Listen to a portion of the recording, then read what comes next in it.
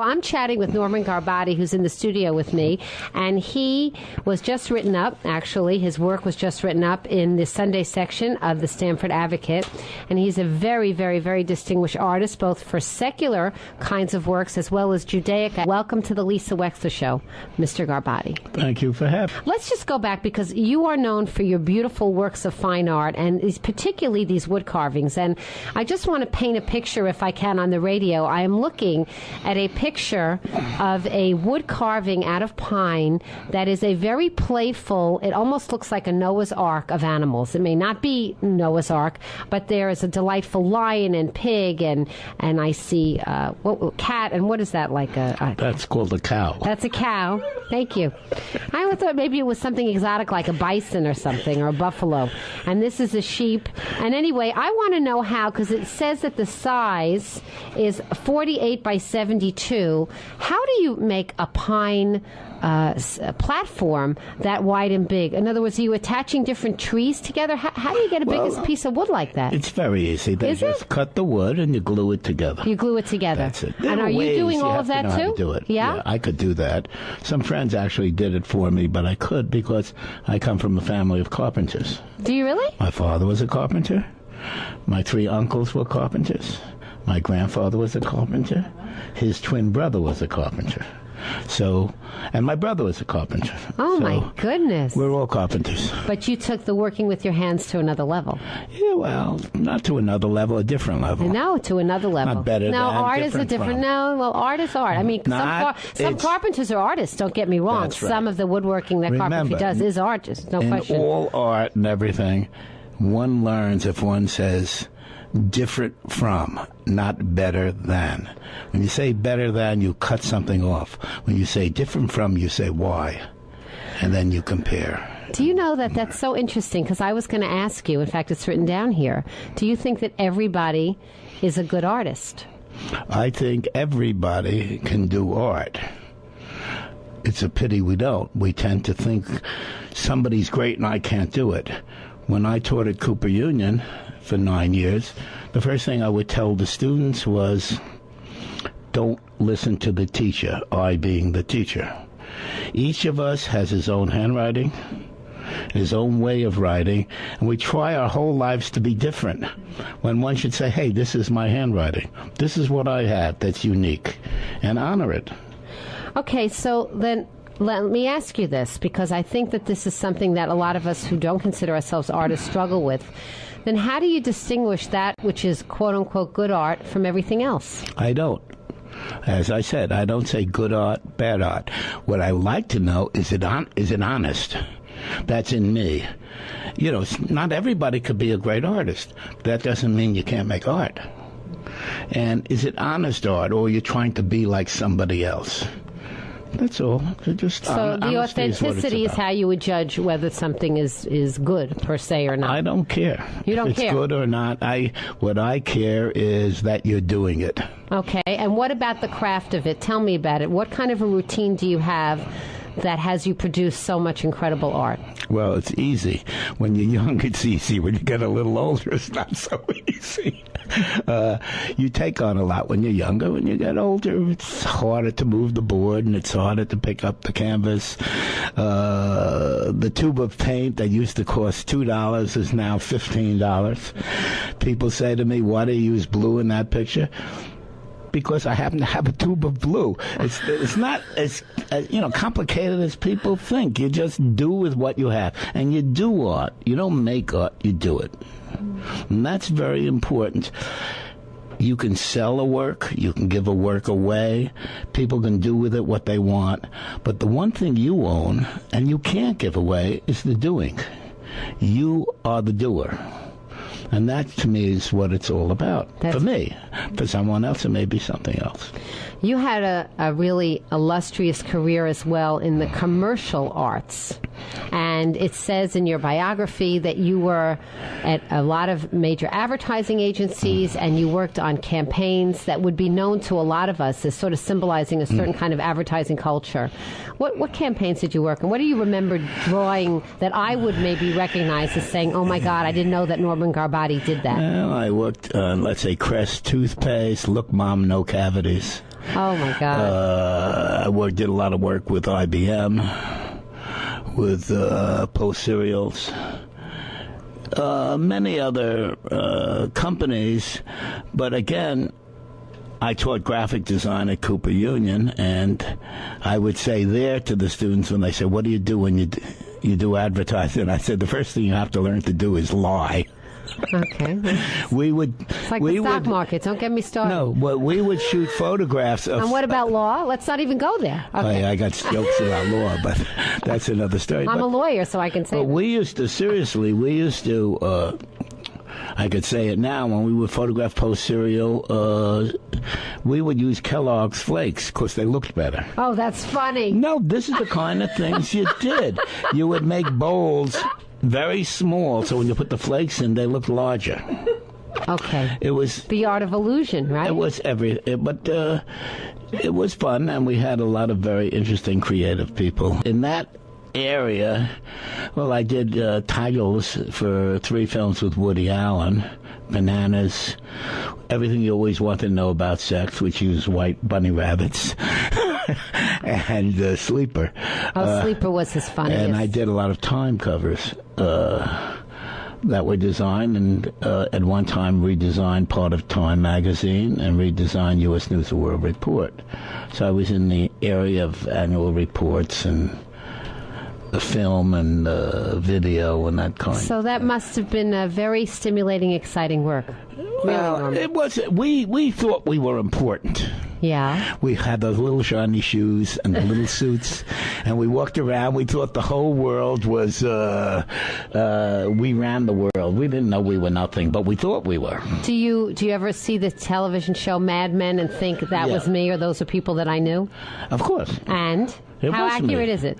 It was, like I tell people, it was like my uncle Nathan used to say, we were and they weren't. Okay. Now they are and we aren't. Well, no. I think you're doing pretty great, actually. And so I would just want to talk a little bit about this, because I'm looking at this beautiful book. It's called To Honor My People, Judaica.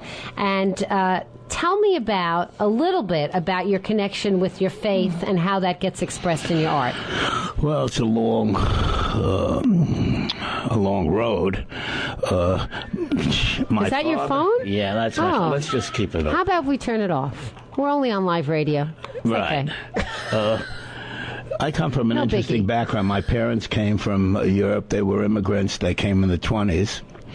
I lived in a neighborhood in Brooklyn that was about 50% Italian and 50% Which one? Jewish. Bensonhurst, My Brooklyn. father grew up in Williamsburg. All right. The kind of thing, if you live through it all... You're in demand, Norman. You're whistling up the wind here. You're in demand. Okay. Shall we give it to Joan to turn it off? What do you think? I thought I turned it off. Yeah, why don't you turn it off? But it was an immigrant society that we grew up in, and I didn't have a very strong... I had a strong Jewish background, but not a religious background. My father never walked into a synagogue in this country. Really? His father came from a very religious family. His youngest brother is a rabbi. My father, in fact, financed his youngest brother to become a rabbi, but he never walked into a synagogue because his father took him out of school when he was 12 years old. My father was very bright, very well-read, and he said if he was really religious, he never would have taken him out of school. And he vowed he would never go into a synagogue. In other words, he was angry at his father? Is that what you're saying? Yes. Okay. But he was... What I got from my family, basically, I didn't know I grew up in an idyllic environment. My mother was like, grew up in a little shtetl, little town in Poland, and told me, to get me to eat, told me stories about her town and the people in the town, and it was just like Fiddler on the Roof and so on. And my father was concerned with me. He never trusted, if that's the word, the law. He cared about justice. He cared about decency. He cared about morality, not the law. Well, because look what the law that he grew up in, that he came from, was so discriminatory on its face. Well, that's it. So I grew up with that, but it was a very strong feeling for Judaism. And even when the first time I walked into a synagogue was when my father died. In other words, you yourself were not bar mitzvah? You were not bar mitzvah? Not bar that mitzvah. would have been very unusual. No, it wasn't. You don't have to be. The rabbi of Bethel in Great Neck was not bar mitzvah. And so, in Europe, when they bar mitzvah a kid, the father would carry him to the synagogue. He was bar mitzvah, and then he walked out a man. But it did trouble me because all my friends were bar mitzvahed. But when my father died, we went to shul with my Uncle Nathan, who had gone all those years.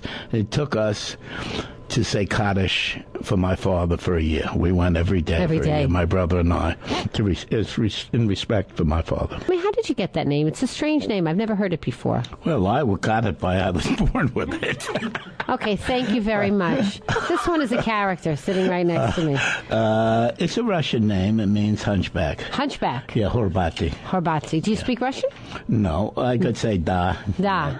Spasiba. The family spoke. Yeah. My mother and father spoke. Did they I speak spoke with each Yiddish other? when You I spoke was little. Yiddish. Yeah, I went to Yiddish school. I spoke and wrote Yiddish. When I went to school, I wrote to my mother in Yiddish. Now I could hardly write anything. Are your parents gone a long time? Yeah. Yeah. But anyway, you just played a song. Yeah, I There's did. another song I think is more important. I'm going to play at my lecture. Go ahead. It's called Oifen Pripachik. I don't know It it. means on the fire, on the hearth, a fire is burning and the room is warm and the rabbi is teaching little children the alphabet.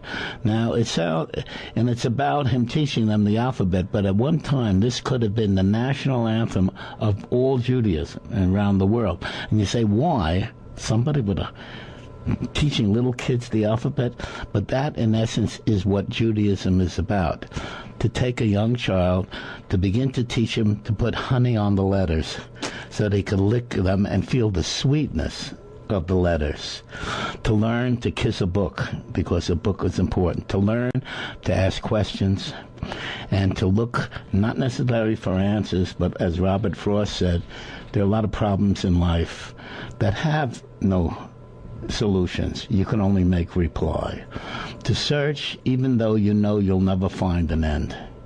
And that's what, to me, Judaism is about, this search. The art part is very little. It's just relatively new. But the honoring of the word, of the book, of the search, of the self, is ancient. And it's one of the things that Judaism brought to all the religions that came from it. It's interesting that your exhibit of Judaica is at Fairfield University, which is a Jesuit university. Well, they're interested in Judaism. I did work for John Paul II in Rome. We had 2 audiences with John Paul. He was a wonderful man. The organization I worked for reported directly to Rome, no place in this country, called Catholic Marist Welfare Association. And we had a lot in common. Yeah, of course we have a lot in common. And they sent me throughout the Middle East. I was teaching communication to the different offices. And as I said, we had audiences with John Paul. My friend, a very good friend who I went to school with at Amherst, his father was Jewish and his mother was Catholic. He became a priest. And Monsignor Bob Stern. His father was in the Monsignor Bob Stern. I love it. I love it. And I don't know. It's, even in the Bible, during the Passover Seder, when the Jews are living through the leaving of Egypt, to actually live through it at the Seder, there's a part in which they rejoice because the Egyptians are being engulfed by the waters when the sea comes back together that was parted. And God stops them and says, why are you rejoicing? They are all my people. And that's very important, that in our religion, it's not chosen people doesn't mean chosen because you're way up there. It's chosen because the finger's always on you. That's right. Always looking at you, and so on. So extra sort of burden, so to speak. Yeah. Yeah. Well, Norman Gorbaty, I want to thank you for being here with us on the Lisa Wexler Show.